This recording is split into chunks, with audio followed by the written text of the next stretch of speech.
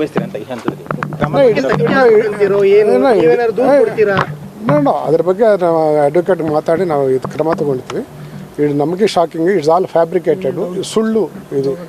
ಆ ವಿಡಿಯೋ ಎಲ್ಲ ಸುಳ್ಳು ಅಂತ ನಮ್ಗೆ. ನಿಮ್ಮ ಸುಳಿವು ಏನಾದ್ರು ಇತ್ತಾ ಸರ್ ಇದ್ರ ಬಗ್ಗೆ ನಮಗೇನು ಐಡಿಯಾ ಇಲ್ಲ.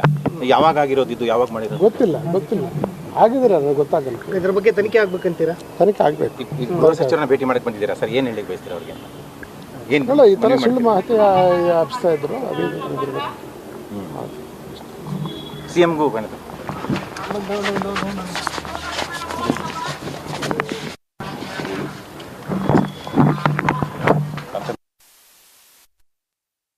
ಹೇಗೆ ವಕೀಲರ ಭೇಟಿ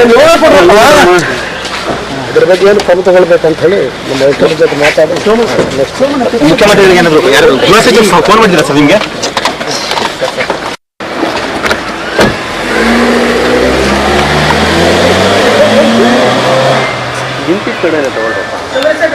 ಝೂಮ್ ಆಯ್ತಲ್ಲ.